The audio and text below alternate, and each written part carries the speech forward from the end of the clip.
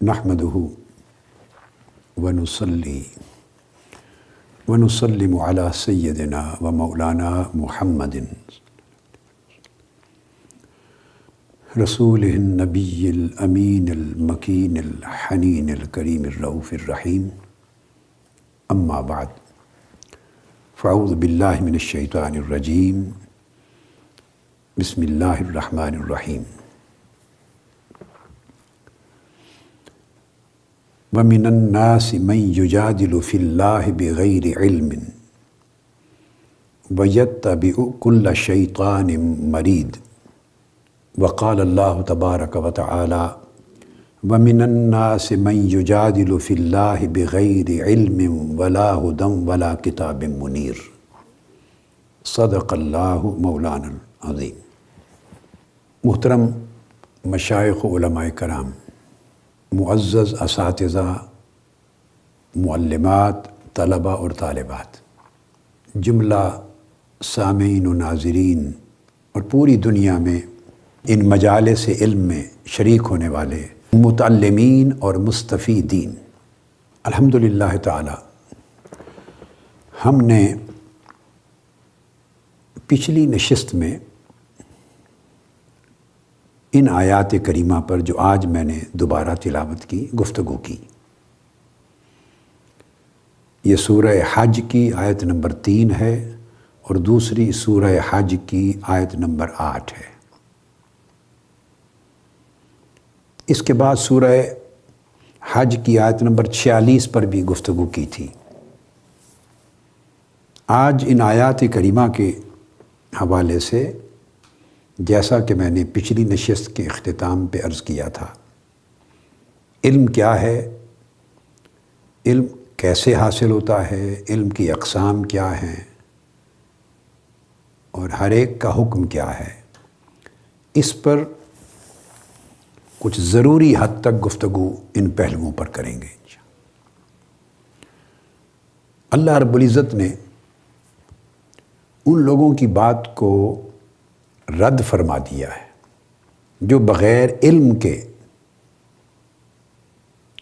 اللہ کی ذات و صفات میں اور اللہ رب العزت کی شانوں اور قدرتوں میں کلام کرتے ہیں، اور دوسرے مقام پر جو بغیر علم کے، بغیر ہدایت کے اور بغیر کتاب منیر کے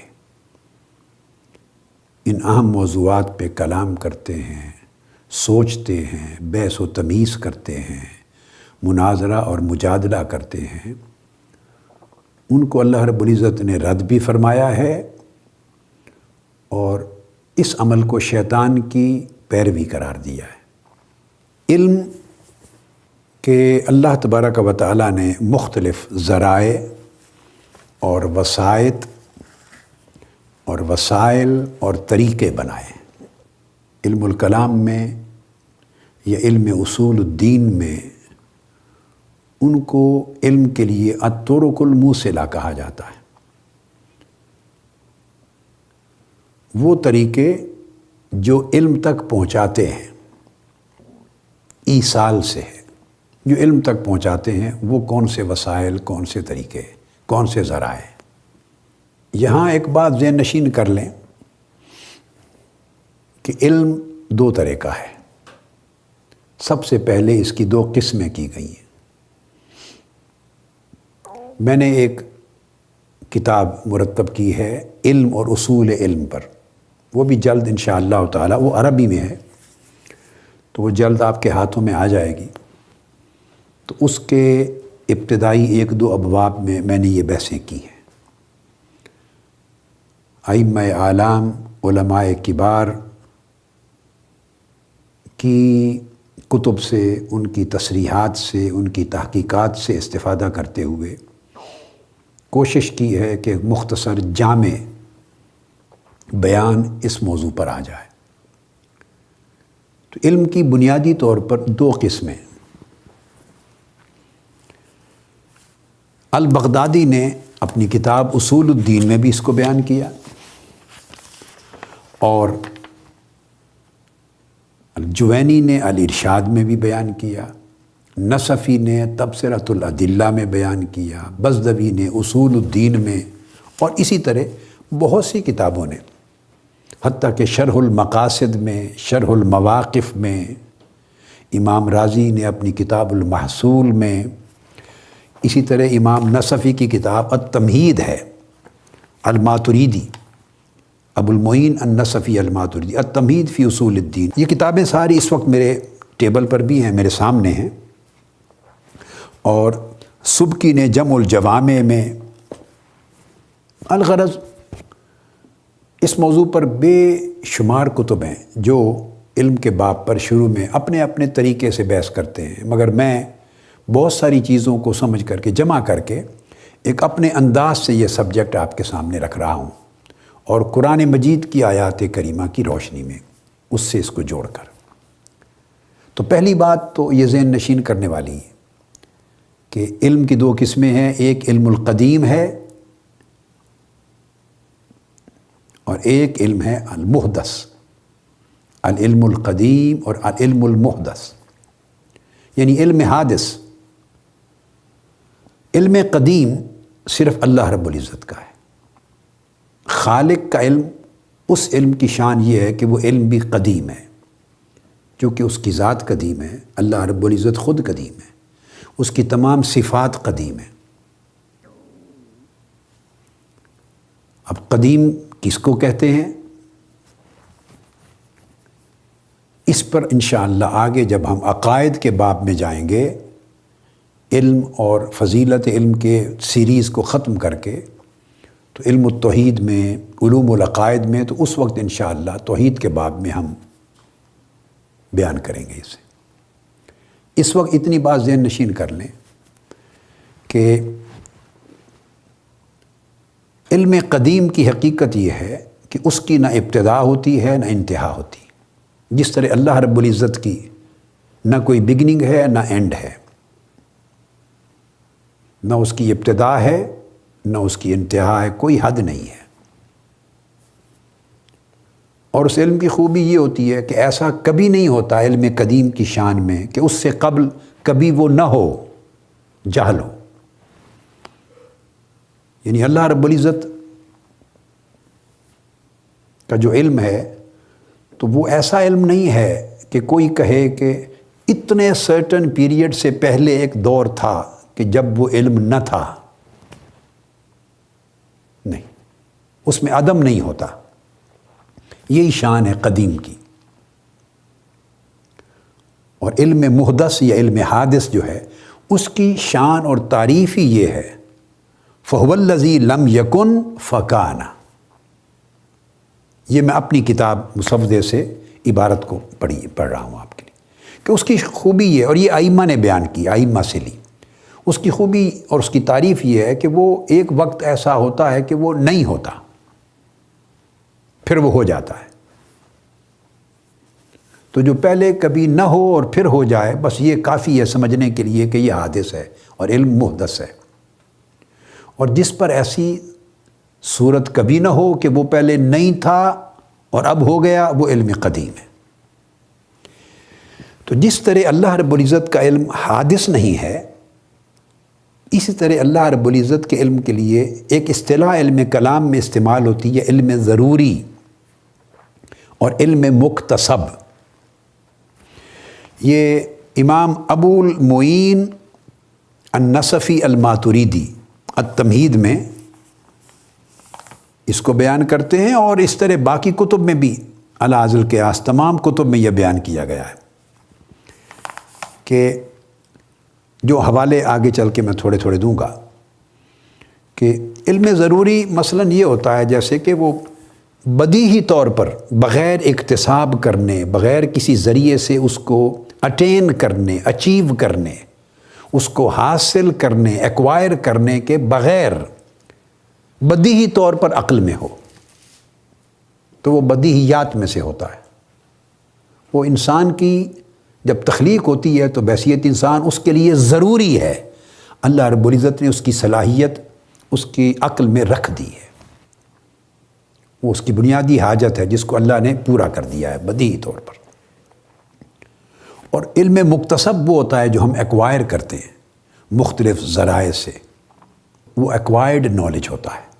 اس لیے علم ضروری اور علم استدلالی،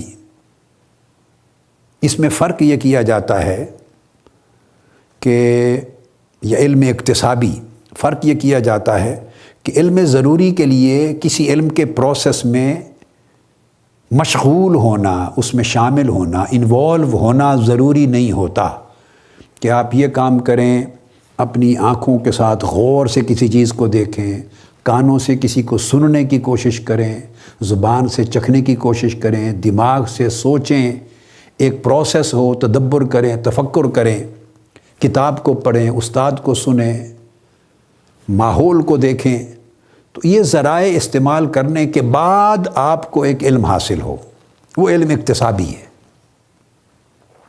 تو آپ گویا اس علم میں، اس پروسیس میں اشتغال ہوا اکتساب کے ساتھ، کسب کیا آپ نے، اچیو کیا، اٹین کیا، ایکوائر کیا۔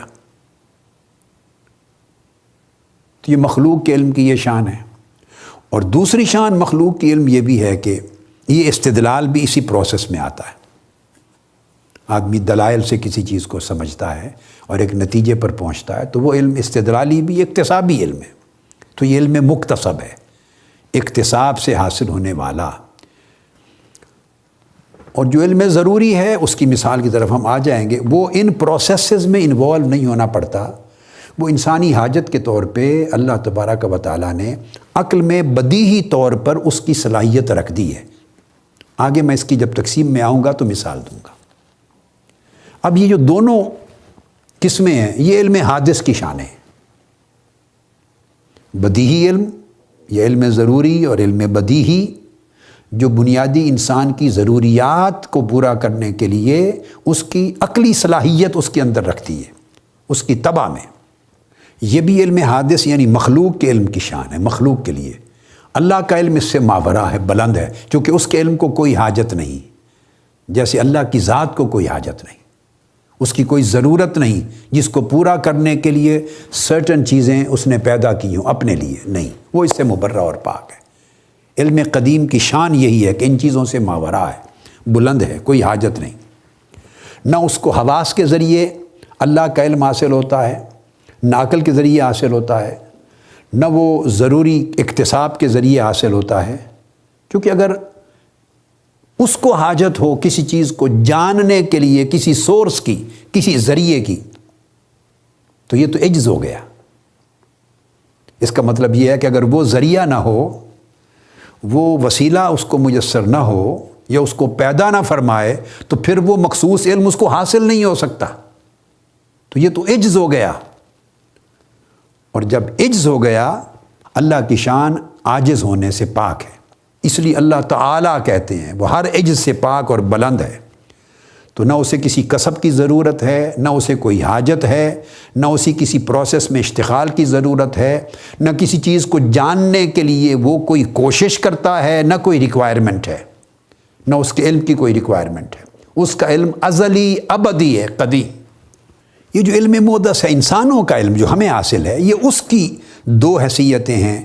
یا بدیہی طور پہ عقل میں رکھا گیا ہے تو وہ طریق ضرورت کہتے ہیں اس کو، یا وہ اس کے لیے سوسائٹی میں، خارج میں، اس کے وجود سے باہر اس کو حاصل کرنے کے لیے ذرائع بنائے گئے ہیں، انہیں استعمال کر کے علم حاصل کرتا ہے۔ یہ طریق الکسب ہے۔ اب ان بحثوں میں جانے کے لیے اگر کوئی تفصیل سے جانے کا خواہش مند ہو تو میں نے کتابوں کو ریفر کر دیا سارا، ان میں آگے تفصیلات آ جاتی۔ اب بدیہی علم جس کا میں نے ذکر کیا، وہ اور حواس کا علم، ان دو میں ایک فرق ہے۔ پھر آگے یہ دو قسمیں، علم مکتسب کی، علم حاصل کیے جانے والے جو علم ہے، اس میں بدیہی کو الگ کر دیا میں نے، جو بدیہت، اور دوسرا علم الحواس، یہ دو سیپریٹ ہو گئے۔ علم الحواس جو ہے وہ اکتسابی علم میں آ گیا،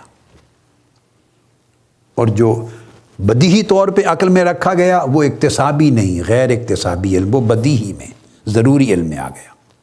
اور ضروری یا بدیہی علم، اس کی آپ مثال یوں سمجھ لیں، جیسے ایک عام آدمی وہ جانتا ہے کہ 2 کا عدد 1 سے زیادہ ہوتا ہے، 3 2 سے زیادہ ہے، یا ایک آدمی ایک وقت میں ایک حالت میں ہو سکتا ہے۔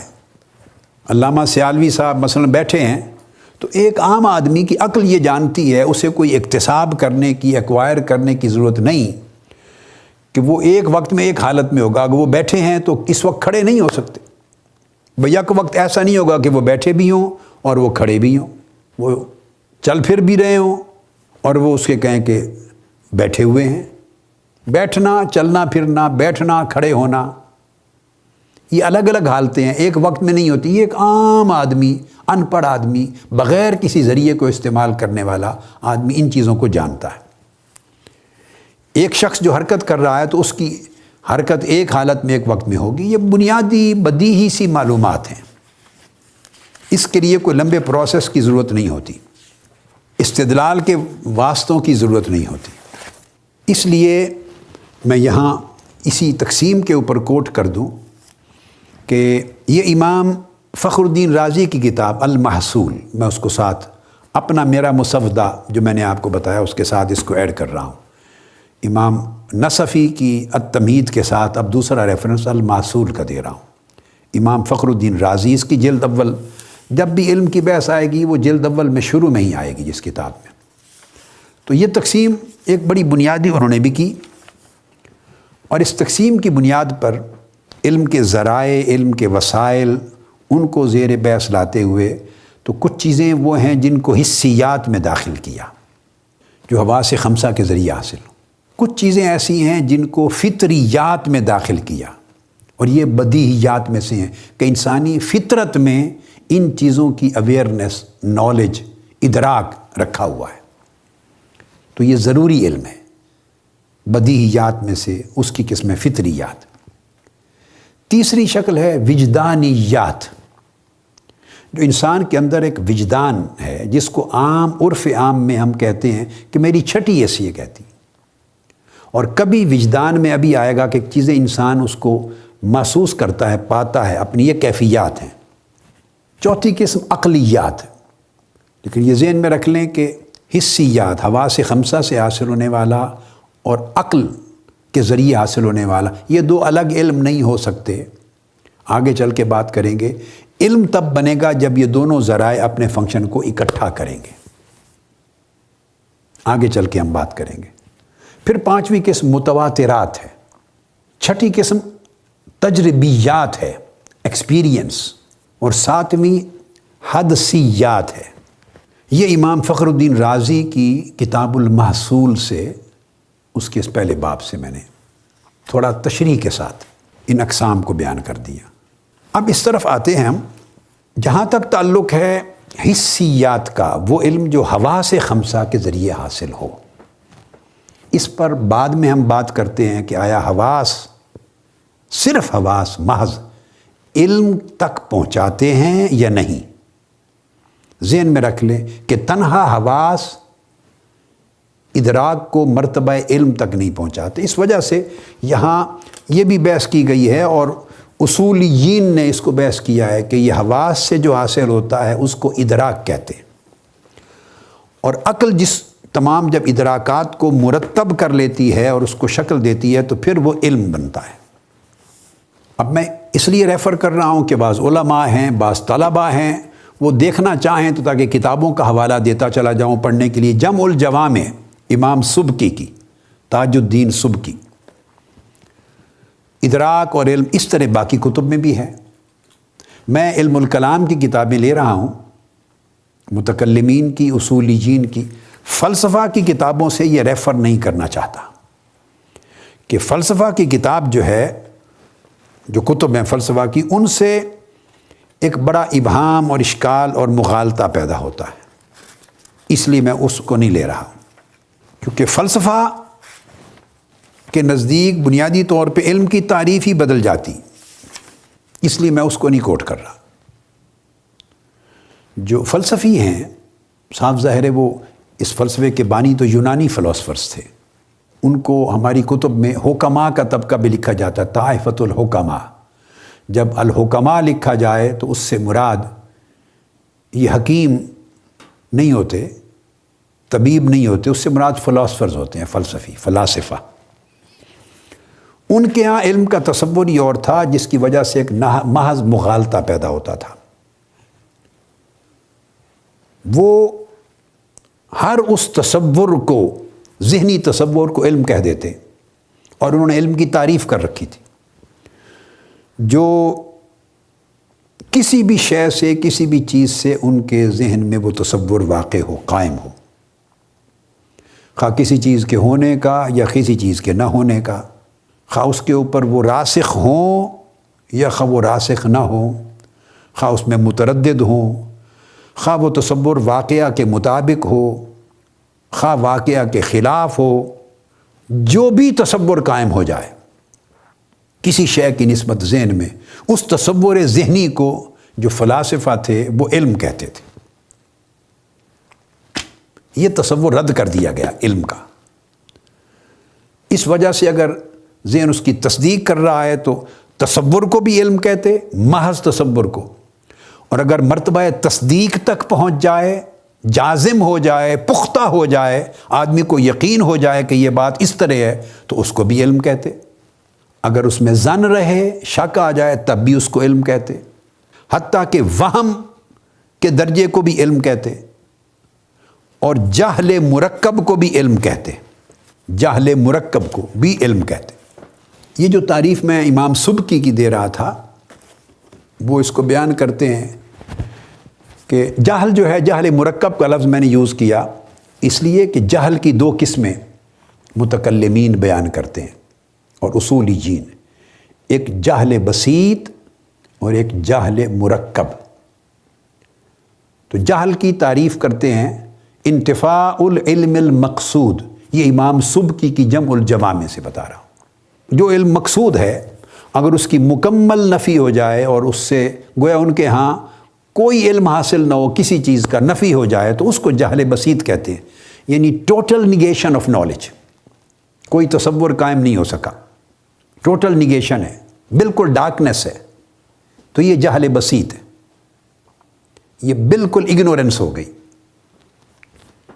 Naan existence of knowledge, total non existence of knowledge, اس کو جہل بسیط کہتے ہیں۔ تو جہل اس کی ایک قسم دوسری ہے، اس کو جہل مرکب کہتے ہیں۔ وہ کہتے ہیں تصور المعلوم علی خلاف ہیئتہ، جس کا علم حاصل کرنا چاہتے ہیں، جس شے کو جاننا چاہتے ہیں، اس کا تصور قائم ہو ذہن میں ایسا کہ جو خلاف واقعہ ہے، جو اس شے کی اصل حقیقت ہے اس کے خلاف تصور، یعنی غلط تصور قائم ہو جائے۔ تو بالکل ٹوٹل ڈارکنس یا ویکیوم نہیں ہے، ٹوٹل خلا نہیں ہے، ٹوٹل نگیشن نہیں ہے، خلا نہیں ہے، کچھ ہے مگر وہ تصور ہے غلط، مطابق واقعہ نہیں، حقیقت کے خلاف ہے۔ تو اگر حقیقت کے خلاف غلط تصور قائم ہو جائے تو اس کو جہل مرکب کہتے ہیں۔ اب جب ہم بات کر رہے ہیں فلاسفہ کے ہاں علم سے مراد کیا تھا، تو صاف ظاہر ہے جہل بسیط تو علم میں شامل وہ نہیں کرتے تھے، چونکہ یہ تو ٹوٹل نگیشن ہے، ٹوٹل ویکیوم ہے، نتھنگ از ایگزسٹنگ دیئر۔ تو وہ جہل مرکب کو، چونکہ وہ ایک تصور ہے، جہل مرکب ایک تصور ہے، مگر ہے کیا؟ وہ اصل واقعہ اور حقیقت کے خلاف ہے، مطابق واقعہ مطابق حقیقت نہیں، تو غلط تصور ہے۔ تو غلط تصور پر بھی وہ علم کے لفظ کا اطلاق کرتے تھے۔ کیوں اطلاق کرتے؟ بے شک غلط ہے، ان کو اس سے سروکار نہیں، ان کو سروکار ہے کہ ایک ذہن میں تصور قائم ہو گیا، وہ مجرد ذہنی تصور کو علم کہتے۔ اب جب مجرد ذہنی تصور ہو تو اس کے کئی مرتبے ہیں۔ سب سے پہلا آ گیا جہل مرکب، کہ وہ اصل حقیقت کے خلاف ایک غلط تصور قائم ہو گیا، اصل حقیقت کے خلاف غلط تصور قائم ہوا تو وہ جہل مرکب کہلایا۔ پھر اس کا دوسرا درجہ ہے، اور وہ درجہ اس کا ہے وہم کا۔ ادھر جہل مرکب ہے، یعنی حقیقت کے خلاف تصور قائم ہوا، اور آخری اینڈ پر علم ہے، یعنی حقیقت کے عین مطابق پختہ تصور پختہ ہو گیا، ذہن نے تصدیق کر دی حقیقت کے عین مطابق۔ تو اس میں یعنی محض تصور نہ رہا، بلکہ اس تصور میں جزم بھی آ گیا ذہن کا، اور وہ مطابق محکوم علیہ یا معلوم جو ہے اس کی حقیقت کے مطابق درستگی اور صحت بھی آ گئی اور ذہن نے تصدیق بھی کر دی. جب یہ سارے تصور کو یہ ساری خوبیاں مل گئیں تو وہ علم بنا. یہ اصولی جین علم الکلام میں جو مسلمان علماء اصولی جین ہوئے تو انہوں نے علم کی تعریف یہ کی. تو جب علم کی اس تعریف کو لیں تو وہ تصدیق اور پورے یقین کے مرتبے پر ایک اینڈ ہے، اور جہل مرکب یعنی حقیقت اور واقعہ کے بالکل خلاف تصور قائم ہوا، یہ نیچے ایک اور اینڈ ہے. اب فلاسفہ کیا کرتے کہ جب جہل مرکب کو بھی علم سمجھتے ہیں کیونکہ وہ بھی ایک تصور ہے، تو اگر اس سے نکلے تو درمیان میں تردد ہیں. اب اگر جہل بسیط لے لیں جس میں سرے سے کوئی تصور قائم نہیں ہوا تو اس کو بھی نیچے ایک حد لے لیں، اور جہل مرکب لیں جس میں تصور قائم ہوا مگر غلط قائم ہوا تو وہ بھی ایک جہل ہے. اگر اس کو ایک اینڈ لیں تو اس کی آخری اینڈ وہ علم ہے، تصدیق کا مرتبہ ہے، یقین کا مرتبہ ہے. تصور میں جس میں جزم آ گیا ہے وہ جازم ہے اور مطابق حقیقت اور واقعہ ہے. ان دو حدوں کے درمیان تردد ہے، ذہن متردد ہوتا ہے. تو جب جہل سے نکلتا ہے تھوڑا سا اور وہ جہل کی طرف اس کا خیال رہتا ہے، تصور جہل کی طرف راغب ہوتا ہے، تو اس کو وہم کہتے ہیں، پہلا درجہ. آدمی اگر تصور کو اور بڑھاتا ہے، تھوڑا سا تصور میں اور پختگی کی طرف چلتا ہے، جزم کی طرف چلتا ہے تھوڑا سا، تو مڈ وے درمیان میں آ کے رک جاتا ہے، تو اس کو شک کہتے ہیں. شک 50% جانب یقین ہے، جانب علم، اور 50% جانب جہل ہے. 50% اس کا پہلا حصہ ٹورڈز اگنورنس ہے اور دوسرا حصہ اس کا 60% ٹورڈز نالج ہے. تو یہ مڈ وے ہے، تو یہ شک ہے. تو شک کو بھی وہ فلاسفہ علم کہتے. بھی وہ تو جہل مرکب کو بھی علم کہہ چکے ہیں جو بالکل غلط تھا، اور وہم کو بھی علم تصور کر چکے ہیں، چونکہ وہم سے بھی ایک تصور تو قائم ہوتا ہے نا ذہن میں. آپ کہتے ہیں مجھے یہ وہم آ رہا ہے، آپ چیز خیال کرتے ہیں مجھے ایک وہم آ رہا ہے کہ شاید کوئی سانپ آ رہا ہے یہاں، یا کوئی مجھ پر حملہ کرنے آ رہا ہے. یا آپ وضو کرتے ہیں، وہم کے مریض ہو جاتے ہیں اور وہ سمجھتے ہیں شاید ہاتھ نہیں دھویا، پھر دھونے لگ جاتے ہیں، پھر نہیں دھولا پھر دھونے لگ جاتے ہیں، 6 7 مرتبہ. وہم کا مریض ایک عمل بار بار کرتا رہتا ہے، کیوں؟ اسے وہم ہوتا ہے کہ شاید نہیں ہوا. تو یہ جو وہم ہو گیا کہ یہ نہیں ہوا، یہ بھی ایک تصور ہے، ایک چھوٹا سا درجہ تصور کا. شاید یہ چیز آ رہی ہے، پیچھے یہ کوئی کھڑا ہے مجھے مارنے والا. تو پیشنٹ ہو جاتے ہیں جو سائیکولوجیکل پیشنٹ، وہ وہم میں مبتلا ہو جاتے ہیں. تو بے شک وہم ہو، آپ اس کو نگیٹ کر دیں، مگر اس کے وہم کا مطلب ہے اس کے ذہن میں تو ایک تصور قائم ہو گیا نا، ایک نقش لگ گیا. تو فلاسفرز جو فلسفی تھے وہ اس کو بھی علم کہتے. اب اس سے آگے بڑھ گیا تو شک میں آ گیا، تردد آدھی جگہ پہ آ گیا، تو وہ بھی وہ علم میں تصور ہوتا، حالانکہ وہ شک ہے، علم نہیں. اگر اس سے آگے بڑھ جائے ٹورڈز نالج تو پھر اس درجے کو ظن کہتے ہیں. اگر تردد علم کی طرف، یقین کی طرف بڑھ جائے شک سے اوپر تو پھر اس کو ظن کہتے ہیں. تو وہ ظن بھی ظن ہے. جو فلاسفہ تھے وہ اس کو علم کا درجہ دیتے، علم کہتے، مگر علم الکلام میں مسلمان ائمہ اصولی جین نے اس کو علم نہیں کہا، ظن کہا. اس لیے اصول فقہ کی کتابوں میں جب احادیث کی خبر متواتر ہے، خبر مشہور ہے، خبر عزیز ہے، خبر غریب ہے، یا خبر احاد، اخبار احاد ہیں، تو ان کے لیے جو بحثیں آئی ہیں کہ یہ علم کا فائدہ دیتی ہے، دوسرے کہتے ہیں علم کا نہیں دیتی، ظن کا فائدہ دیتی. یہ جو بحثیں آئی ہیں وہ اسی وجہ سے آئی ہیں. جب وہ کہتے ہیں کہ یہ علم کا فائدہ نہیں دیتی، اس سے مراد ان کا علم یقینی ہوتا ہے.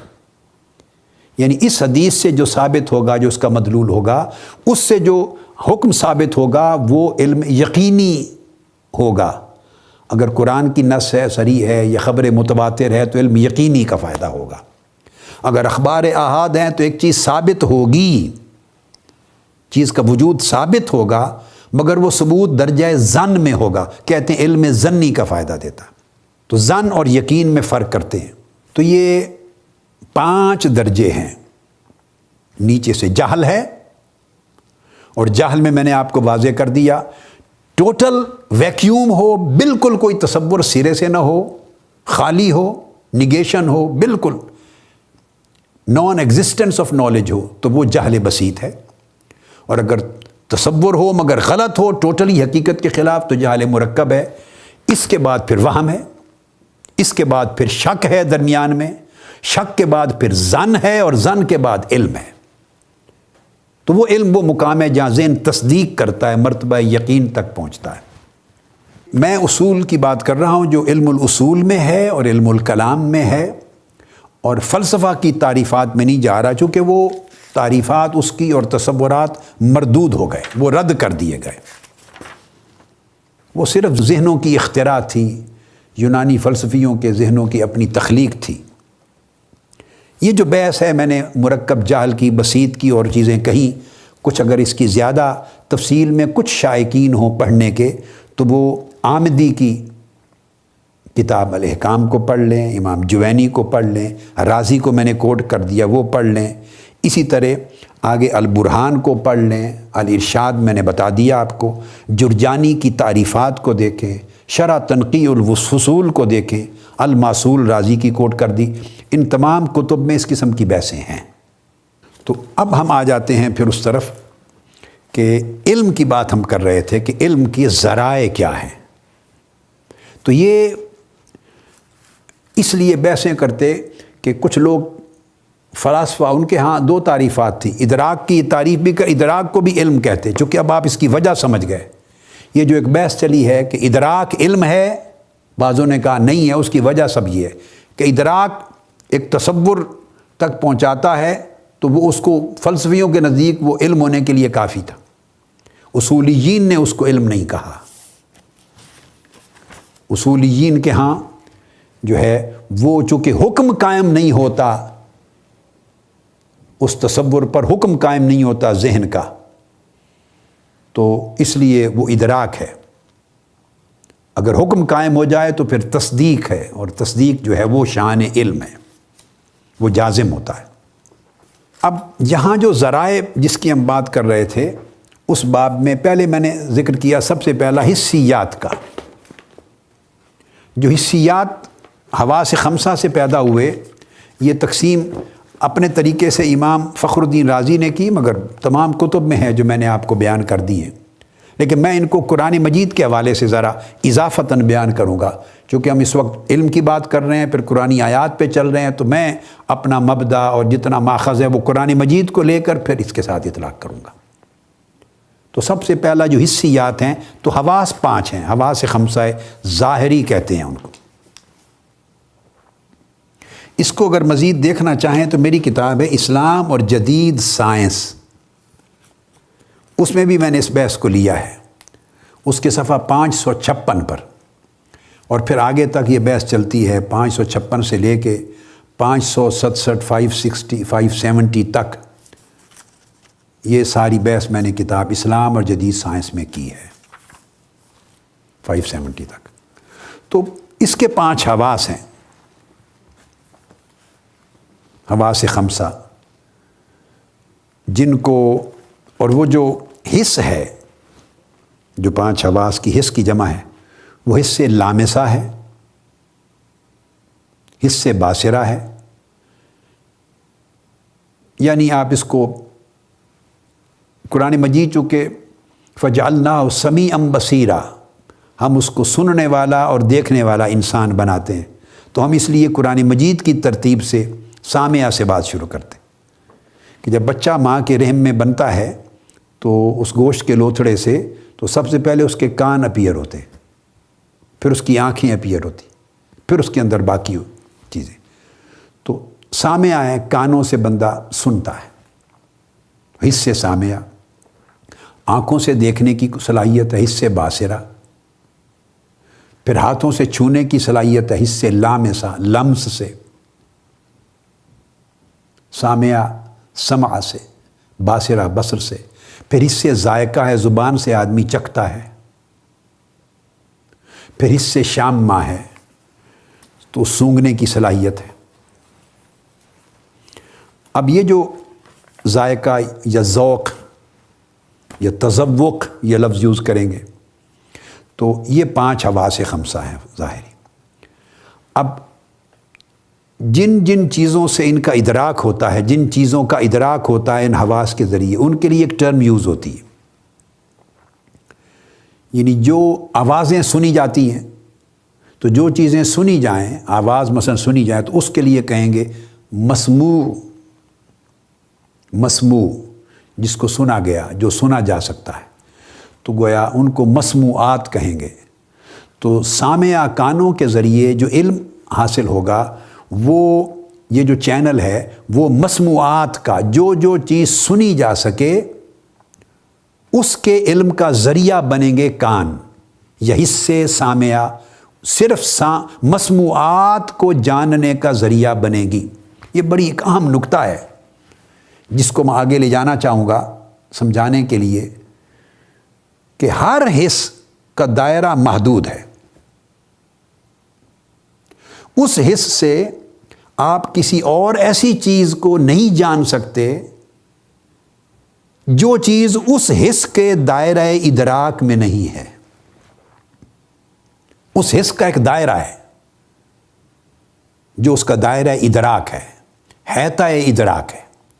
جو چیز اس کے حیطہ ادراک، اس کے دائرہ ادراک سے، پرسیپشن سے، جو اس کا سرکل آف پرسیپشن ہے یا لیمٹس آف پرسیپشن ہے، جو چیز اس سے باہر ہوگی، اس اسپیسیفک سینس سے، اس حس سے، اس کا ادراک یعنی اسے پرسیو نہیں کیا جا سکے گا. یہاں انسان نے ٹھوکر کھائی ہے. یونانی فلسفیوں نے بھی ٹھوکر کھائی تھی، اور آج بھی اگر کوئی اس اصول کو سامنے نہیں رکھتا تو وہ سوچ بچار کرنے میں ٹھوکر کھاتا. تو جو حصے باصرہ ہے، آنکھ صرف جن چیزوں کو آنکھ دیکھتی ہے اس کو مبصر کہتے ہیں، اور جمع کے صیغے میں مبصرات کہتے ہیں. یعنی کان جیسے آواز کو سن سکتے ہیں. تو آپ چاہیں کہ کانوں کے ذریعے رنگ کو معلوم کریں تو کان رنگوں کے بارے میں کوئی تمیز اور کوئی ادراک آپ کو نہیں دے سکتے. ان کا دائرہ لمیٹڈ ہے. آنکھیں مثلا رنگ دیکھتی ہیں، سیاہ سفید وغیرہ چیزوں کو دیکھتی ہیں. تو آنکھوں سے جو کچھ ادراک جس کا کیا جاتا ہے وہ مبصرات ہیں. اب چاہیں کہ آنکھ کے ذریعے آپ کسی آواز کو سن سکیں کہ اچھی آواز ہے، بدی آواز ہے، تو آنکھ اس کا ادراک نہیں کر سکتی. ابھی میں علم کی بات نہیں کر رہا، علم تو بعد میں آئے گا. یہ تو ادراک ہے، پرسیپشن ہے، ایک خام مواد ہے جس کو بھیجنا ہے کسی کارخانے میں علم بنانے کے لیے، اور اس کارخانے کا نام عقل ہے. جیسے آپ کپڑا بناتے ہیں تو اس کے لیے روئی، ادھر سے فصلوں میں سے روئی کی فصل لیتے ہیں، وہاں سے روئی پھٹی کہتے ہیں آپ، تو روئی لیتے ہیں اور پھر اس کو تیار کرتے ہیں، پھر اس سے دھاگا بنتا ہے، پھر اس کے بعد دھاگا ٹیکسٹائل مل میں مزید ڈالتے ہیں تو اس سے باہر کی طرف سے کپڑا بن کے نکلتا ہے، صاف ہوتا ہے کپڑا سادہ. پھر اس کے بعد آگے ایمبرائڈری کرتے ہیں اور فلاں فلاں فلاں. تو ہر کام کے لیے آگے جو آپ پروڈکٹ لینا چاہتے ہیں اس سے پہلے ایک را میٹیریل ہوتا ہے. را میٹیریل ایک خام مواد ہوتا ہے، وہ داخل کرتے ہیں تو اس سے کوئی پروڈکٹ آتی ہے، پھر سٹیپ بائی سٹیپ آگے بڑھتے ہیں. تو علم ایک پروڈکٹ ہے جس کو علم کہتے ہیں، وہ ایک پروڈکٹ ہے، ایک پورا مربوط اور منظم جس کی ذہن تصدیق کرے، جازم ہو ذہن اس پر، وہ تصور مضبوط ہے، مربوط ہے، منظم ہے، جس کے اوپر ذہن کو یقین اور اطمینان ہے. وہ ایک پورا جو آرگنائزڈ پرسیپشن ہے، آرگنائزڈ اینڈ سرٹیفائیڈ، وہ جا کے علم کہلاتا ہے. تو اس سے پہلے اس کو کنسیپشن پھر کہہ دیتے ہیں. وہ تصور تو کنسیپشن ہوا، اور اس سے بھی آگے جا کے نالج بنا. یعنی پہلے پرسیپشن آیا، پھر کنسیپشن بنا، تصور بنا، اور تصور پہ کچھ شرائط اور ایڈ ہوئی جن کو میں نے کہا جزم ہے، تصدیق ہے، مطابق واقعہ ہونا ہے، صحت ہے، ساری شرائط ملی تو پھر وہ نالج کہلایا. تو یہ 3 سٹیجز ہیں: پرسیپشن، کنسیپشن اور نالج. یعنی ادراک، تصور اور علم، یہ 3 مراحل ہیں. اب ہم بات کر رہے تھے وہ حواس خمسہ کی. تو یہاں سے تو اب آپ اگر کارخانہ عقل کارخانہ ہے، اگر کسی ٹیکسٹائل مل میں کارخانے میں آپ دھاگا ہی نہ ڈالیں اور توقع کریں کہ وہاں سے کپڑا نکل آئے گا، تو ایسا تو نہیں ہو سکتا. اور دھاگا بنانے کے خواہش مند ہیں اور اس میں وہ کپاس ہی نہ ڈالیں، کاٹن ہی نہ ڈالیں، اور بیٹھے ہو توقع کر کے بغیر کاٹن کے کہ اس سے دھاگا بن جائے گا، نہیں ہوگا. تو آپ کو ایک خام مواد ڈالنا پڑتا ہے. اور خام مواد کی بات بھی سن لیں، جب آپ نے کپاس ڈالنی ہے، کاٹن ڈالنی ہے، تو وہ روئی کی فصل میں جائیں گے تو وہاں سے آپ کو روئی ملے گی. آپ ڈالنا چاہتے ہیں کاٹن اور لینا چاہتے ہیں کاٹن کو گندم کی فصل میں، گندم جہاں بیجی ہوئی ہے وہاں سے تو کپاس نہیں ملے گی. چاول جہاں بیجے ہوئے ہیں وہاں سے کپاس نہیں ملے گی. اب آپ سمجھ گئے. اسی طرح آپ اورنج جوس بنانا چاہتے ہیں، اورنج جوس، مالٹے کا جوس پینا چاہتے ہیں، اور ڈال کے بیٹھے ہوئے ہیں سیب، تو ٹھیک ہے سیب کا ایپل جوس تو مل جائے گا، مگر اورنج جوس تو نہیں ملے گا. اورنج جوس تو ملے گا اورنج ڈالنے سے.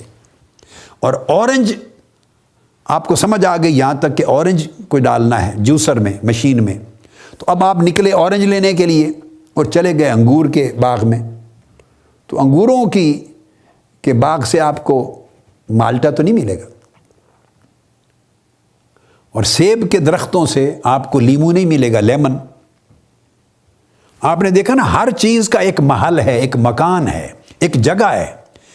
اب وہ صحیح جگہ اس کا جائیں گے، اس کا استعمال کریں گے، اشتغال کریں گے، اس سے اخذ کریں گے، تو تب وہ چیزیں ترتیب سے آپ کے ہاتھ میں آئیں گی، اور سٹیپ بائی سٹیپ صحت کے ساتھ اسی طریقے پہ چلیں گے تو آپ نتیجہ علم تک، ثمرہ علم تک پہنچیں گے. جس طرح حواس کی یہ حدود ہیں، اسی طرح آگے میں بیان کروں گا عقل کی حدود ہیں، وجدان کی حدود ہیں، پھر آگے بھی آئیں گے چیزیں کئی آئیں گی، بہت اس کے اوپر تفصیل انشاءاللہ کریں گے. تو جیسے دنیاوی مثال میں نے آپ کو پھلوں کی، فصلوں کی، مختلف چیزوں کی، میٹیریل کی، پروڈکٹس کی دی، اسی طرح علم کے باب میں آنکھ آواز کو نہیں سن سکتی اور کان رنگ کو نہیں دیکھ سکتے، لہٰذا رنگ دیکھنے کے لیے آنکھ ہی استعمال کرنی ہوگی، کان کام نہیں دیں گے. اگر آپ یوں سوچیں کہ کیا ہو گیا کانوں کو، اچھے بھلے آواز تو سن رہا تھا، میں نعت بھی سن رہا تھا، تلاوت بھی سن رہا تھا، فلاں کلام بھی سن رہا تھا، آواز ساری آ رہی تھی، اب میں نے دیکھنا چاہا تو کان کام نہیں کرتے. بھئی دیکھنے کے لیے کان بنائے ہی نہیں گئے، وہ کیوں کام کریں گے؟ وہ تو سننے کے لیے بنائے گئے ہیں. اور آپ کہیں اچھا بھلا مجھے نظر آ رہا تھا، سب کچھ دیکھ رہا تھا، اب میں اسے آواز سننا چاہتا ہوں تو آنکھیں سن ہی نہیں رہی. تو جواب ہوگا اللہ کے بندے آنکھیں سننے کے لیے بنی ہی نہیں ہیں، وہ دیکھنے کے لیے بنی ہیں. کوئی دیکھنے کی چیز ہے، ویزیبل کوئی آئٹم ہے، تو اس آنکھوں کو تب استعمال کرو. اس سے یہ نقطہ میں نے ان ایگزامپل سے، مثالوں سے سمجھایا. دیکھیے میں بہت باریک باریک چیزیں، بدیہی سی چیزیں، بنیادی بھی سمجھا رہا ہوں، اس لیے کہ میرا آڈینس صرف علماء نہیں ہے، صرف سکولرز نہیں ہیں، صرف سائنٹسٹ، فلسفی اور بڑے تعلیم یافتہ نہیں ہیں، نوجوان بھی ہیں اور بچے بھی ہیں، فیملیز بھی بیٹھی ہیں سن رہی ہیں، وہ بھی استفادہ کر رہی ہیں، تو ان کے ساتھ بچے بھی بیٹھے ہیں. تو میری ہر کہی ہوئی بات کے بعد وہ اپنی ماں سے پوچھے ماما اس کا مطلب کیا ہے، اس کا معنی کیا، یہ کیا کہا ہے، تو بجائے اس کے کہ وہ اس کا بازو پکڑ کے ہلائے اور وہ کہے مجھے ڈسٹرب نہ کرو، سننے دو، تو بہتر ہے کہ وہ میں ہی سمجھا کے بات کروں تاکہ ہر سطح کا آدمی اپنی سطح صلاحیت کے مطابق بات کو سمجھتا چلا جائے. یہ میرے فرائض میں سے ہے اور استاد کے فرائض میں ہوتا ہے. استاد اپنی علم کی سطح پر بیٹھ کر اگر بات کرے گا اور سامع کی سطح نہیں دیکھے گا تو وہ علم منتقل نہیں ہوتا. بھلے وہ پی ایچ ڈی ہے اور پوسٹ ڈاکٹریٹ بھی ہے، بہت بڑا عالم، محقق ہے، فلسفی ہے، مگر اگر اس کا سامع ایک پرائمری کلاس کا، 8ویں کلاس کا بچہ ہے تو اس کی سطح پہ اتر کے بات کرنی ہوگی. یہ پیغمبروں کی شان تھی. ابلاغ علم اور فروغ علم اور اشاعت علم کے لیے پیغمبروں کی سنت پہ عمل کرنا چاہیے. کہ آقا علیہ الصلوۃ والسلام جب کلام کرتے تو ایک ان پڑھ بدو وہ بھی سمجھتا اور بڑے علم اور حکمت سے آگاہ لوگ، تعلیم یافتہ لوگ بھی سمجھتے ہیں۔ تو اسی طرح تیسری حص میں نے عرض کیا لامسہ ہے، مثلا چھونے کی، تو کیا چیز سخت ہے کیا نرم ہے، تو آپ ہاتھ سے چھو کر اس کا جائزہ لیتے ہیں تو اس سے ادراک ہوتا ہے، آپ کا لمس کا پتہ چلتا ہے۔ تو اب ہاتھوں سے آنکھوں کا کام لینا چاہیں، ہاتھ سے آنکھ کا یا کان کا کام لینا چاہیں تو ہاتھ نہیں کریں گے، کہیں گے اتنی بڑی طاقت ہے، میں نے فلاں کی گردن مروڑ دی، ایک تھپڑ مارا تو وہ نیچے گر پڑا، مکہ مارا، ہاتھ سے میں نے فلاں چیز کو محسوس کیا، فلاں کیا، پتہ نہیں ان کو کیا ہو گیا کہ اب یہ چھوٹی سی چیز ہی نہیں دیکھ رہے۔ تو جواب ہوگا اللہ کے بندے، یہ ہاتھ دیکھنے کے لیے نہیں بنے، چھونے کے لیے بنے، پکڑنے کے لیے بنے، ان کا اپنا کام ہے۔ تو ہر عضو سے، ہر حص سے وہ کام لو جس کے لیے وہ حص بنائی گئی ہے۔ اگر اس مخصوص دائرے سے ہٹ کر کسی اور چیز کو دریافت کرنا چاہیں گے اس حص سے جو اس کے ساتھ متعلق نہیں ہے، تو وہ آپ کو ادراک نہیں ملے گا، یہ پرسیو نہیں کریں گے۔ اسی طرح حصے ذائقہ ہے چکھنے کی، تو آپ چکھتے ہیں تو پتہ چلتا ہے کہ نمک زیادہ پڑ گیا سالن میں یا کم، مرچیں زیادہ پڑ گئیں یا کم، میٹھا ہے کڑوا ہے کیا ہے۔ اور اس طرح ذائقے سے آپ چاہیں کہ لمس ہو جائے، نرم اور سخت کا پتہ چل جائے، آواز کا پتہ چل جائے، نہیں پتہ چلتا۔ تو حصے شامہ ہے، ناک سے آپ سونگھتے ہیں، تو جب سونگھتے ہیں تو اس سے آپ کو پتہ چلتا ہے کہ یہ خوشبو ہے یا بدبو ہے، خوشبو ہے یا بدبو ہے، تو آپ اس کے بغیر جان نہیں سکتے۔ اب یہاں ایک مثال دیتا ہوں، یہ حواس خمسہ کی بات کی، تو ہاں یہ میں کہہ رہا تھا کہ جو چیز سننے والی ہے، سنائی دینے والی، اس کو مسموعات کہتے ہیں ان تمام اشیاء کو۔ جو نظر آنے والی ہیں ان کو مبصرات کہتے ہیں یا منظورات کہتے ہیں، نظر سے منظورات۔ جو چیزیں لمس میں آتی ہیں، جن کو چھویا جاتا ہے اور اس کا ادراک ہوتا ہے، ان کو ملموسات کہتے ہیں، ملموس سے ملموسات۔ جو ذائقے میں آتی ہیں، جن کا پتہ چلتا ہے، تو ان کو مذوقات کہتے ہیں، اور جن کو سونگھا جاتا ہے جیسے خوشبو بدبو، اس کو مشموم اور جمع اس کی مشمومات کہتے ہیں۔ اب یہ ادراک کے لیے دائرے مقرر ہو گئے، 5 مختلف دائرے ہو گئے۔ اب اللہ رب العزت نے اس مادی کائنات میں جو کچھ بنایا ان کو 5 چیزوں میں تقسیم فرما دی ہے۔ جس کو بنایا یا وہ نظر آ سکتی ہے، اس کے لیے آنکھ کام دے گی، یا کوئی چیز سنائی دے سکتی ہے، کان کام دیں گے، یا کسی چیز کو چھوا جا سکتا ہے، ہاتھ کام دیں گے، یا کسی چیز کو چکھا جا سکتا ہے، زبان کام دے گی، یا کسی چیز کو سونگھا جا سکتا ہے تو شامہ ناک کام دیں گے۔ تو اللہ تبارک و تعالیٰ نے عالم مادیات میں ان کو محسوسات کہا۔ یہ سارے محسوسات یہ مدرکات حسی ہیں، مدرکات حسی، جن کا حواس کے ذریعے ادراک کیا جا سکے۔ ان کو 5 اقسام پہ تقسیم کر دیا اور ہر قسم کے لیے ایک خاص حص بنا دی، ایک حادثہ بنا دیا ہر قسم کے لیے۔ اب آگے چلیں، ان میں سے جب بھی کوئی ایک چیز استعمال ہوگی، یہاں تک ان کے دائرے ہو گئے، اب آگے اگر ایک چیز استعمال ہوگی، حتیٰ کہ لمس کو لے لیں، مختلف لوگ وہ الگ الگ ادراک کریں گے۔ مولانا روم نے ایک مثال لکھی ہے، بڑی عمدہ مثال۔ فرماتے ہیں کہ 5 اندھے تھے، انہوں نے ساری زندگی ہاتھی کو دیکھا نہیں تھا۔ بس ایک مثال سے آپ بات بڑی کلیئر ہو گئی، مگر اور کلیئرٹی ہو جائے گی۔ عمر بھر ہاتھی کو نہیں دیکھا تھا، تو ایک ہاتھی لا کے ان کے سامنے کھڑا کر دیا گیا اور ہر ایک کو کہا گیا کہ اس کو چھوؤ، دیکھو، چیک کرو۔ اندھے تھے، اور بتاؤ مجموعی طور پہ ہاتھی کی شکل کیا ہوتی ہے، ڈرا کرو، بتاؤ ہاتھی کیسا ہوتا ہے۔ ہر ایک نے چھوا اور خوب ہاتھ لگایا، چھونے کی کوشش کی، تو کسی کا ہاتھ نابینا تھا، اس کے پیٹ پر لگا، تو اب وہ جتنا بھی ہاتھ پھیرتا چلا گیا، دور تک وہ پیٹ ہی پیٹ بالکل دیوار کی مانند لگا۔ تو اس نے خیال کیا کہ ہاتھی دیوار کی طرح ہوتا ہے۔ یہ ہے وہ خیال، وہ تصور جو ایک حادثہ ادراک کے ذریعے قائم ہوتا ہے۔ دوسرے نابینا کا ہاتھ جو ہے وہ اس کی ٹانگوں پر لگ گیا، تو وہ ٹانگ کو دیکھتا رہا، اس نے سمجھا ہاتھی ستون کی طرح ہوتا ہے۔ ایک نابینے کے ہاتھ میں اس کے کان آ گئے، تو اس نے کان کو دیکھا خوب اچھی طرح، تو اس نے سمجھا پنکھے کی طرح ہوتا ہے۔ ایک نابینے کے ہاتھ میں اس کا سونڈ آ گیا، اس نے سونڈ کو دیکھا تو اس نے کہا کہ بڑے موٹے رسے کی طرح ہوتا ہے۔ اب پانچوں کے پانچوں جو نابینا تھے انہوں نے اپنے حواس، چونکہ اب دیکھ کر جو پتہ چلنا تھا وہ دیکھنے کا جو حادثہ ہے حس آنکھ وہ ہے نہیں، اب وہ چاروں استعمال کر رہے ہیں۔ ہاتھ تو لگا ہی رہے ہیں، چھو رہے ہیں، ناک سے سونگھنے کی بھی کوشش کر رہے ہیں، کان سے سننے کی بھی کوشش کر رہے ہیں، اور اگر وہ چاہیں بالفرض تو زبان سے چکھ بھی لیں۔ اب چاروں حواس استعمال کر کے ان کے ذہن میں ہاتھی کا نقشہ صحیح قائم نہیں ہو رہا۔ میں تصور کے صحیح یا غلط ہونے کی بات سمجھانا چاہتا ہوں۔ ہاتھی کے بارے میں صحیح تصور قائم نہیں ہو رہا، کیونکہ ایک حس معدوم ہے، وہ ان کے پاس نہیں، کیونکہ اسی حس نے تصور قائم کرنا تھا کہ شکل و صورت کیسی ہے، جو کارآمد تھی وہ نہیں ہے۔ اب باقی چاروں حصے استعمال ہو رہی ہیں، اور چاروں حصے استعمال کر کے بھی چاروں حواس وہ کنسیپشن نہیں ان کو کلیئر ہو رہا۔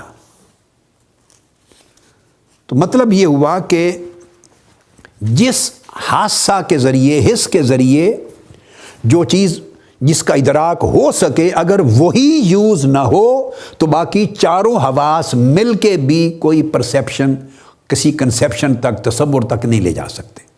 یہ حواس کی بات ہو گئی، حواس خمسہ کی۔ یہ حسیات کہتے ہیں اس کو، اصولی جین اور متکلمین، حسیات۔ اب اس کے بعد حواس خمسہ جو ہیں، امام فخر الدین رازی، ان کی تو مختصر عبارت ہے الماسول، وہ فرماتے ہیں مثلاً العلم الحاصل من الحواس الخمسہ، یہ حواس خمسہ سے یعنی علم حاصل ہونے کا طریق ہے۔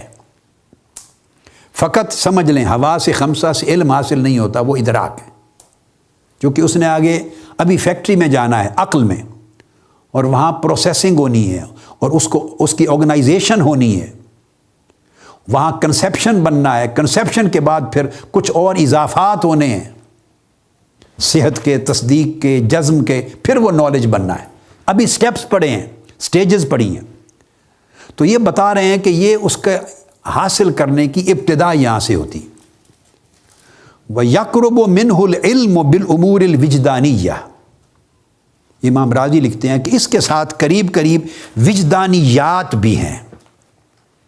جیسے حسیات میں نے کہا کہ جن کا ادراک حواس کے ذریعے ہو، 5 جو سینسز ان کے ذریعے ہو۔ اب ایک اور ذریعہ اس کو انہوں نے وجدانیات کہا کہ امور وجدانیہ ہیں، تو اس سے پتہ چلا ایک اور دائرہ ہے چیزوں کا جو اس کائنات میں ایگزسٹ کرتی ہیں، اور ان کو وجدانیات کہتے ہیں۔ وجدانیات کیا ہیں؟ وہ ہمارا شعور باطنی ہے۔ جیسے یہ حواس خمسہ ظاہری تھے، ان کو کہتے تھے حواس ظاہری، ایکسٹرنل سینسز ہیں، فزیکل سینسز ہیں۔ اس طرح کچھ شعور باطنی ہے، انٹرنل کانشیسنس ہے۔ وہ شعور باطنی وہ بھی احساس ہے، وہ بھی ضروری احساس ہے، اللہ رب العزت نے بدیہی طور پہ رکھ دیا ہے بندوں میں۔ وہ بھی کچھ چیزوں کا ادراک کرتا ہے، وہ احساس۔ اس میں مثلاً خوف ہے، یہ کیفیات ہیں۔ اب ان کیفیات کو حواس ظاہری جو خمسہ ظاہری ان کے ذریعے ادراک نہیں کیا جاتا۔ آپ کو ڈر لگ رہا ہے کسی چیز سے، اب ڈر ایک ایسی چیز ہے جس کو آپ نہ آنکھ سے جس کا کو پرسیو کر سکتے ہیں، نہ کان سے، نہ زبان سے، نہ ہاتھوں سے، نہ ناک سے۔ پانچوں جو حواس ہیں ان سے خوف کا پتہ نہیں چلتا۔ اب قرآن مجید نے کہا، اعوذ باللہ من الشیطان الرجیم، اللہ پاک فرماتے ہیں وَلَنَبْلُوَنَّكُمْ من الخوف والجوع، اب یہ حقائق ہیں۔ تو خوف ایگزسٹ کرتا ہے، اور اللہ پاک نے فرمایا الا ان اولیاء اللہ لا خوف علیہم ولا هم یحزنون، وہاں خوف اور حزن کا اس بات کیا کہ خوف طرح طرح کے آئیں گے، آتے ہیں، اس کے ذریعے آزماتے ہیں، اور یہاں فرمایا جو اللہ کے دوست ہو جاتے ہیں اولیاء، انہیں دنیا کا کوئی خوف نہیں رہتا، ان سے خوف ہٹا دیا جاتا۔ تو خوف ایگزسٹ کرتا ہے۔ اب وہ کیسے پتہ چلے؟ پانچوں کے پانچوں حواس جو اعضاء ہیں ان سے تو نہیں پتہ چلتا خوف کا، اس طرح غم کا بھی نہیں پتہ چلتا، اس طرح غضب ہے، ناراضگی، غصہ ہے، غصہ بھی پانچوں حواس سے نہیں معلوم ہوتا، اس طرح لذت ہے۔ مثلا دیکھیے آپ نے کھایا، کوئی کسی چیز سے لذت آئی، ایک تو کیلا کھایا، سیب کھایا، تو اس کے ذائقہ اتنا اچھا لگا تو وہ ایک لذیذ لگا، ایک وہ درجہ ہے۔ ایک تصور ہے، ایک منظر دیکھا آپ نے، اس منظر سے آپ کے ذہن میں ایک حلاوت، ایک کیفیت پیدا ہوئی، ایک تصور نے آپ کو لذت دی۔ کسی کھانے کے بعد کھانے سے فارغ ہو گیا تو اس یا کھانے کے دوران ایک لذت، ذائقے سے ایک آگے کی چیز ہے، ذائقے سے آگے کی چیز ہے۔ اس طرح تکلیف ہے، اذیت ہے، الم ہے، کسی چیز پر دکھ ہوتا ہے، آپ کو کہتے ہیں مجھے بہت دکھ ہوا، آپ کی اس بات سے دکھ ہوا، تو بات تو سنی آپ نے کان سے، یا آپ کے اس فعل سے مجھے دکھ ہوا، فعل تو دیکھا آنکھوں سے۔ اب آنکھ دکھ اور اذیت، ناک یہ فعل ہے یا نہیں، آنکھ فیصلہ نہیں کر سکتی۔ کان نے آپ کے کان نے کسی کی آواز سنی، جملے سنے، گالی سنی، تو کان کا کام تو یہ ہے کہ وہ جو آواز سنی، اس کو ہم آگے عقل پر آئیں گے تو میں ایکسپلین کروں گا، اس نے تو جو آواز ہیں الفاظ، ان کی الفاظ کی صورت بھی عقل کو منتقل کر دی، اور ان الفاظ کا معنی جو ہے وہ بھی عقل کو منتقل ہو گیا۔ کان تو صرف منتقل کر رہے ہیں۔ اب کان تو یہ فیصلہ نہیں کر رہے کہ یہ بڑی دکھ ہوا، مجھے بڑا اذیت ہوا، بڑی تکلیف ہوئی، یا کسی کی بات پر غصہ آ جانا وہ کیفیت ہے، یا بھوک کا محسوس ہونا بھوک ہے۔ اب بھوک ان پانچوں حواس سے نہیں معلوم ہوتی، یا آپ سیرابی فیل کرتے ہیں، کوئی کہتا ہے آپ پانی پی لیں، یہ مشروب لیں، کہتے ہیں نہیں میں سیراب ہوں، مجھے طلب نہیں ہے، میں پیاسا نہیں ہوں، تو وہ جو پیاس ہے وہ ان پانچ اعضاء سے نہیں معلوم ہوتی، یا سیراب سیر ہونا وہ ان اعضاء سے نہیں معلوم ہوتا۔ یہ جو کیفیات ہیں یہ ایک شعور باطنی کے ذریعے آپ کو حاصل ہوتی ہیں، ان کا آپ کو ادراک ہوتا ہے۔ اس میں نہ آپ کو نظر چاہیے، یعنی تدقیق اور تحقیق، اور اس میں نہ استدلال چاہیے، نہ اکتساب چاہیے، نہ کسب چاہیے، نہ نظر نہ کسب، کوئی عقلی تدبیریں، تحقیق، غور و خوض، مطالعہ نہیں چاہیے۔ یہ وہ کیفیات ہیں جو روزمرہ زندگی میں مختلف عالم مادیات میں رہتے ہوئے، مختلف تصورات سے، مختلف مسموعات سے، مختلف مبصرات سے، مختلف ملموسات سے، مشمومات سے، معقولات سے، مذوقات سے، یہ میں نے نام دوبارہ گن دیے ان مدرکات کے، ان سے متعلق مختلف کیفیات ہیں، لذتیں ہیں، وہ قائم ہوتی ہیں۔ یہ جو ساری قائم ہوتی ہیں ان کو وجدانیات کہتے ہیں۔ یہ وجدان سے ان کا اندازہ ہوتا ہے، علم ہوتا ہے، اور ان پر بھی بھروسہ نہیں کر سکتے۔ یاد رکھ لیں، حواس جتنے میں نے بیان کیے تو تنہا حواس پہ بھی بھروسہ نہیں کر سکتے۔ محض حواس ادراک کرتے ہیں، پرسیو کرتے ہیں، خام مواد دیتے ہیں، مگر علم نہیں بناتے، تو حواس پر بھروسہ نہیں کیا جا سکتا، صرف چونکہ حواس ذریعہ ہیں، اپنا کام کسی اور فیکٹری میں دماغ عقل میں منتقل کر رہے ہیں، بقایا کام وہاں جا کر پروسیس ہوگا۔ حواس کا کام ختم ہو گیا، حواس از خود ادراک کا ذریعہ ہیں، علم نہیں بناتے۔ اس طرح وجدانیات بھی ان پر اعتماد نہیں کر سکتے، اس سے علم حاصل نہیں ہوتا، چونکہ ہر شخص میں وہ حجت نہیں، ہر شخص میں وہ مختلف ہے۔ ایک شخص کو ایک بات پر اذیت ہوتی ہے، دوسرے کو نہیں ہوتی۔ ایک شخص کو ایک بات پہ لذت اور فرحت ہوتی ہے، دوسرے کو لذت اور فرحت محسوس نہیں ہوتی۔ ایک شخص کو ایک بات پہ غصہ آتا ہے، دوسرے کو نہیں آتا۔ ایک شخص کو جلدی آتا ہے، دوسرے کو دیر سے آتا ہے۔ ایک شخص خائف ہوتا ہے، کسی چیز سے خوف کرتا ہے، دوسرا ذرا جرأت مند ہے، اس کو خوف کم ہوتا ہے یا نہیں ہوتا اسے خوف۔ الغرض یہ چیزیں چونکہ ان کے مقدمات نہیں ہیں، یہ دلائل نہیں بن سکتے، ان پر علم کی بنیاد نہیں رکھی جا سکتی۔ پھر ہر شخص کا مزاج جو ہے، اس کا میلان جدا جدا ہے، ان چیزوں کا طبائع سے تعلق ہے، طبیعت سے، مزاج سے۔ مزاج مختلف ہوتے ہیں تو ان کے نتائج مختلف ہوں گے، طبیعت اور میلان مختلف ہوگا تو نتائج مختلف ہوں گے، لہٰذا یہ دلائل نہیں بن سکتے اور اس سے علم کی بنیاد نہیں رکھی جا سکتی، مگر ایٹ دا سیم ٹائم حواس کی طرح کچھ چیزیں یہ ذریعہ خام مواد کچھ مہیا کرتی ہیں، اس علم کی اس مین آخری پروڈکٹ کو تشکیل دینے میں یہ کام آتی ہیں، اس فائنل پروڈکٹ کو فائنلائز کرنے میں، مرتبہ علم تک ان ادراکات کو پہنچانے میں یہ چیزیں کارآمد ہیں، ایک تصور کو اپنے کمال تک پہنچانے میں ہیلپ فل ہیں، مگر علم نہیں بنتا۔ اس طرح تیسری چیز میں نے آپ کو عرض کی تھی بدیہیات۔ بدیہیات یا فطریات، یہ وہ چیزیں ہیں فطریات اور بدیہیات کہ یہ حواس کے ذریعے بھی نہیں معلوم ہوتی اور یہ وجدانیات کے دائرے میں بھی نہیں ہیں۔ یہ جیسے میں نے کہا کہ 1 2 سے کم ہے، 3 2 سے زیادہ ہے عدد، ایک آدمی ایک وقت میں ایک حالت میں ایک یا بیٹھ سکتا ہے یا کھڑا ہو سکتا ہے، یک وقت ایک لمحے میں اس کی 2 حالتیں نہیں ہوں گی، یہ بدیہیات میں ہیں تیسری چیزیں۔ یا 1 2 کا آدھا ہے، یا آدھا 1 سے کم ہوتا ہے، اور 1 2 کا نصف ہے، یا یہ کہ اگر مثلا آپ بھیگ گئے، کپڑے بھیگ گئے تو بھیگ جانے سے آپ کو پتہ چل گیا کہ پانی ہے، آپ جل گئے، یہ اثر سے مؤثر کا پتہ چلا، آپ جل گئے تو پتہ چلا کہ آگ ہے، تپش ہے، خواہ وہ سورج کی تپش ہو یا آگ ہے، جل گئے تو آگ کا پتہ چلا، بھیگ گئے تو پانی کا پتہ چلا۔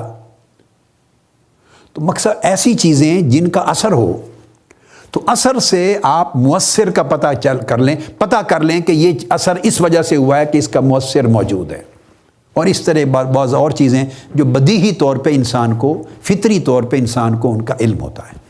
اور ان میں ایسی چیزیں بھی آ جاتی فطریات میں، جیسے بچہ پیدا ہوتا ہے تو ابھی اس نے کچھ سیکھا نہیں ہوتا، تو اس کو بھوک لگتی ہے تو وہ روتا ہے، اور جب اس کو دودھ دے دیتی ہے ماں، فیڈر اس کے منہ میں دیتی ہے تو رونا چپ کر جاتا ہے۔ تو گویا بھوک ہے، بھوک کے لیے رونا، اب رونا کس نے سکھایا؟ وہ تو ماں کے پیٹ سے آیا ہے، ابھی 4-5 دن ہی ہوئے ہیں، ہفتہ عشرہ ہوا ہے، تو رو کے اپنی طلب بیان کرتا ہے، اظہار کرتا ہے، اس کو چیز مل جاتی ہے تو اطمینان کا اظہار کرتا ہے، چپ کر جاتا ہے۔ پرندہ ہے، پیدا ہوتے ہیں گھونسلے میں، انڈے سے نکلتا ہے، تھوڑے عرصے کے بعد وہ اپنے پر ہلاتا ہے، اڑنے کا ابھی سکھایا کسی نے، اس کو کوئی ٹریننگ نہیں دی، کوئی اکیڈمی نہیں ہے، تو اس کو اڑنا سیکھ۔ یہ سب بدیہیات اور فطریات میں سے ہے، خواہ وہ انسانوں کو نصیب ہوں، خواہ وہ حیوانوں کو ہوں، خواہ وہ پرندوں کو ہوں۔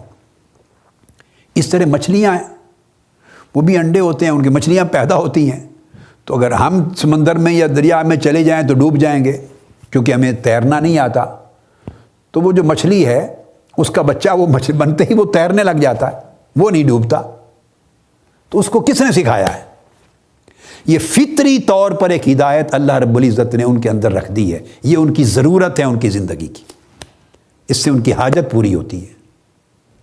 تو ایسے اللہ رب العزت نے بہت ساری چیزیں انسانوں کے اندر، حیوانوں کے اندر، پرندوں کے اندر، جاندار مخلوقات کے اندر اللہ پاک نے رکھ دی ہیں، اور یہی نظام اگر آپ بڑی تاریخ میں چلے جائیں، وہ راستے وضع کرتے ہیں، خود جانور اپنی کس چیز کو کیسے لینا ہے، کیسے چونچ کو کھولنا ہے، کیسے دانہ ڈالنا ہے، وغیرہ وغیرہ۔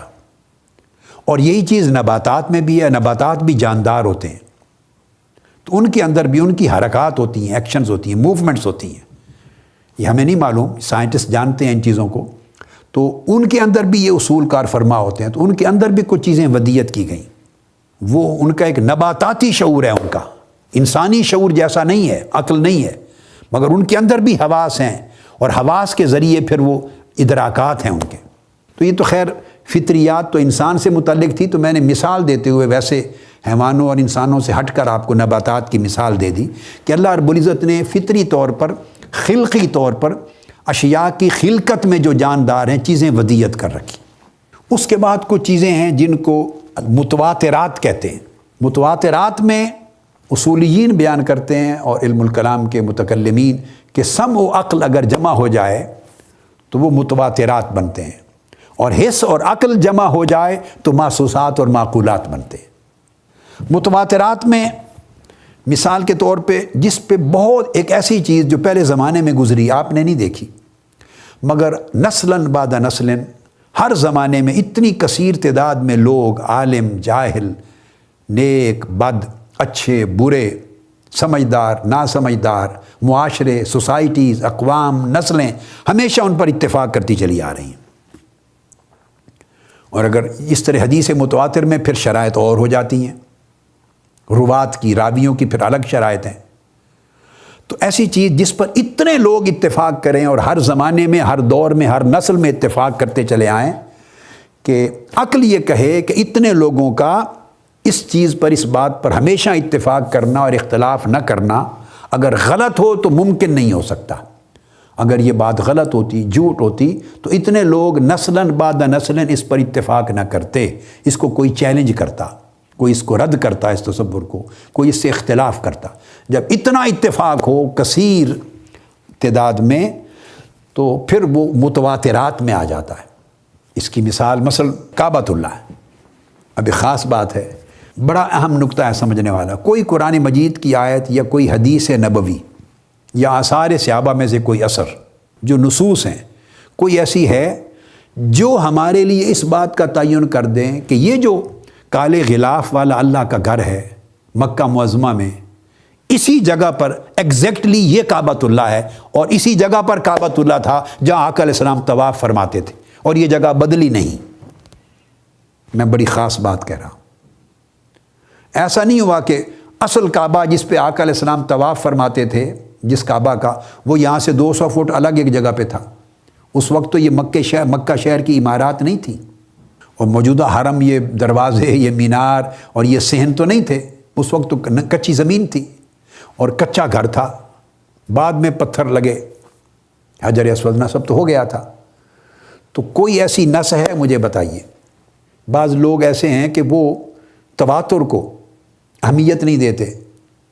تو یہ بڑی اہم چیز ہے کہ خود کعبے کا، کہ ایگزیکٹلی جس مقام پر یہ گھر، اللہ کا گھر موجود ہے، جس کا ہم طواف کرنے جاتے ہیں، کہ یہ وہی جگہ ہے، وہی مکان ہے، اس کے حدود اربع وہی ہیں جو آقا علیہ السلام کے زمانہ اقدس میں تھی، اور جس کو آقا علیہ السلام نے کعبہ قرار دیا اور جس کا طواف کیا اور صحابہ کرام نے کیا۔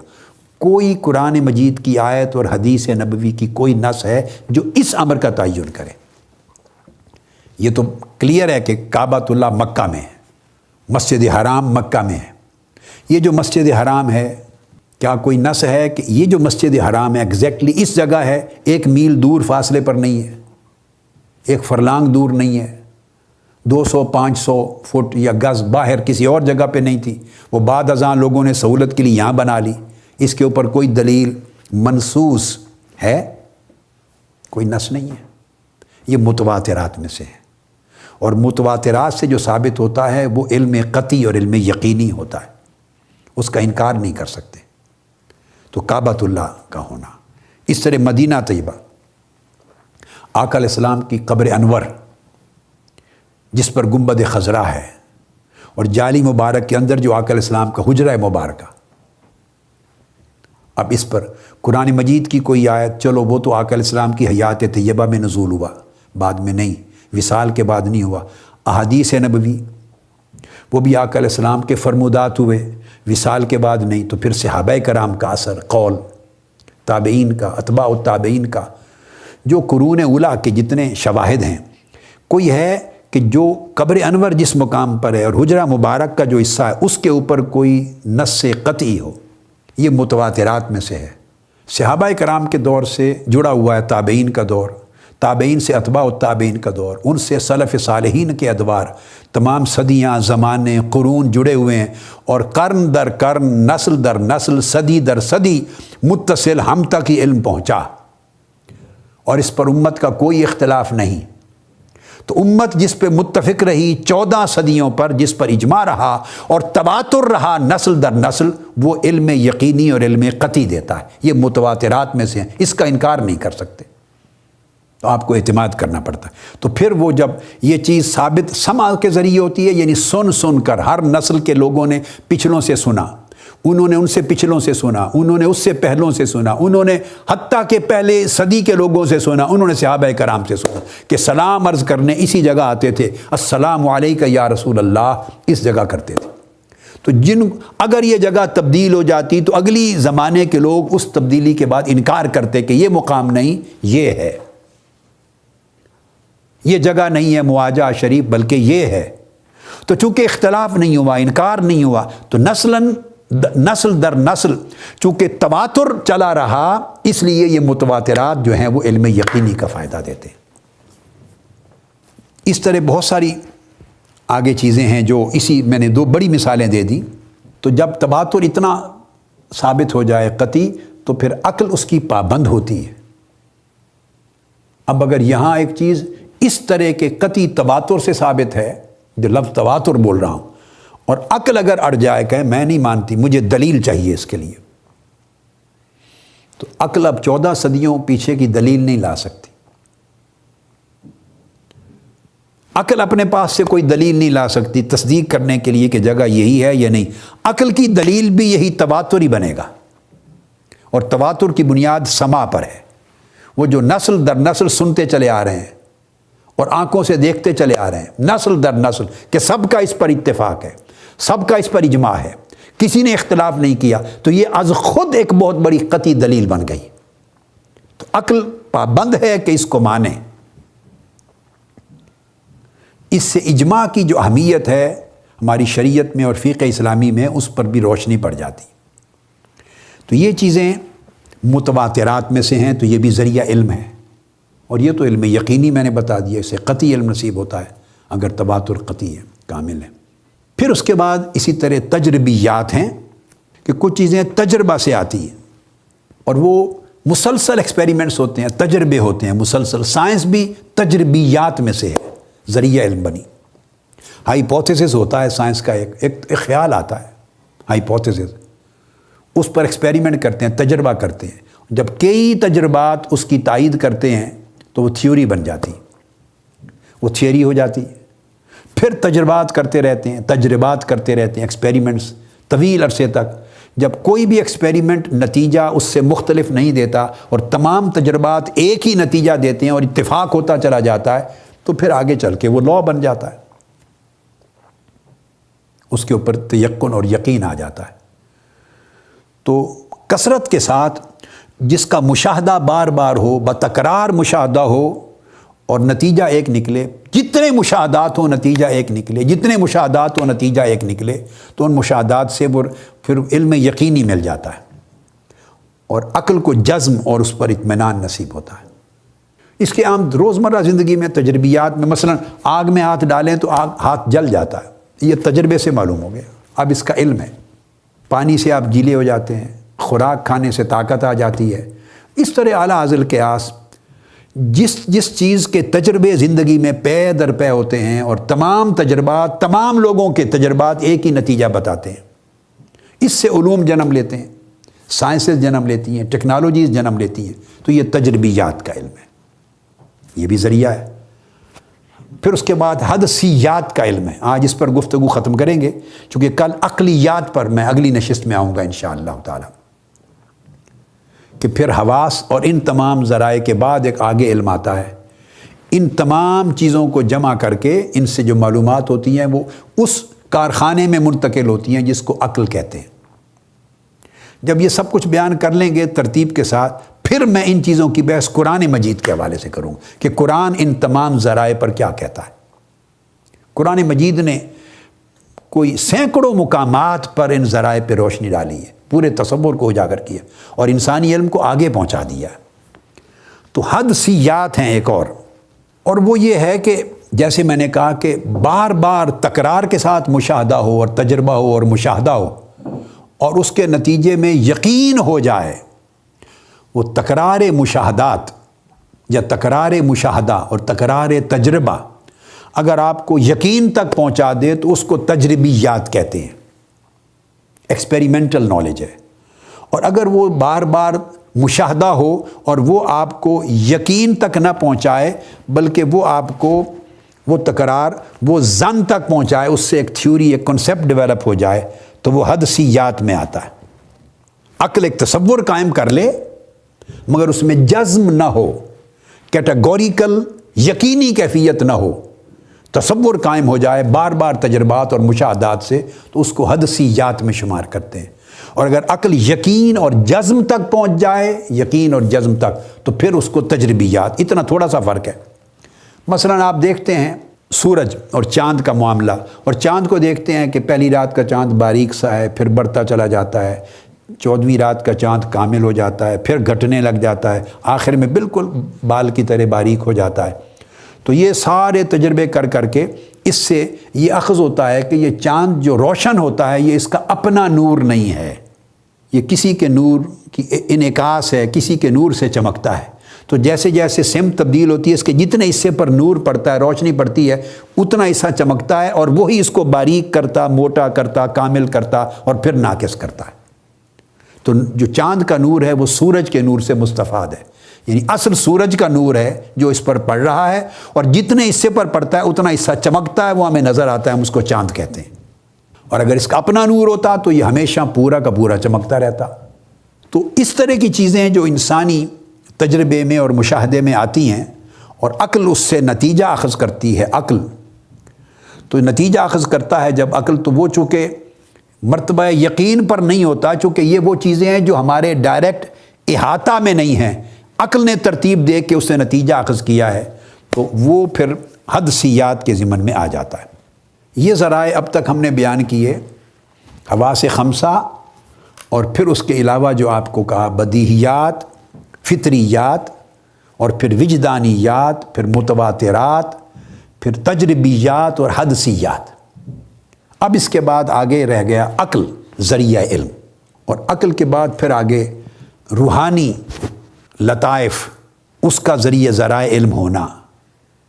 پھر آگے قرآن مجید کی جس آیت کریمہ پہ ہم نے گفتگو شروع کی تھی، اس میں لفظ تھا وَمِنَ النَّاسِ مَن يُجَادِلُ فِي اللَّهِ بِغَيْرِ عِلْمٍ وَلَا هُدًى وَلَا كِتَابٍ مُنِيرٍ۔ تین چیزیں بیان کی ہیں، علم اور ہدایت۔ تو ہدایت کے پھر حواس اور عقل اور ان ذرائع سے جن کی گفتگو آج کی، ان سے ہٹ کر اور بھی ابھی ذرائع اللہ رب العزت نے عطا کیے ہیں، اور جب وہ سارے ذرائع ختم ہو جاتے ہیں تو پھر کتاب منیر کا ذریعہ آتا ہے، آخری جو وحی الہی ہے، جس کو اللہ رب العزت نے انسانوں تک پہنچایا ہے واسطہ نبوت سے۔ تو اگلی نشست میں انشاءاللہ تعالی ہم بات کریں گے عقل کی، اور عقل کے حواس خمسہ باطنی ان کو کہتے ہیں۔ وہ شعور باطنی کی بات وجدان کے تحت ہو چکی، حواس خمسہ باطنی کی بات کریں گے، پھر لطائف خمسہ روحانی کی بات کریں گے، وہ آگے اور ذرائع ہیں، ان کی بات کر کے انشاءاللہ پھر قرآن مجید کے حوالے سے کمپلیٹ کر کے پھر یہ سارے موضوع جتنے ہیں وہ انشاءاللہ قرآن مجید کے ساتھ ان کا تقابلی مطالعہ کریں گے۔ آج کی گفتگو یہیں پہ ختم کرتے ہیں انشاءاللہ۔ والسلام علیکم ورحمۃ اللہ وبرکاتہ، وما علینا الا البلاغ۔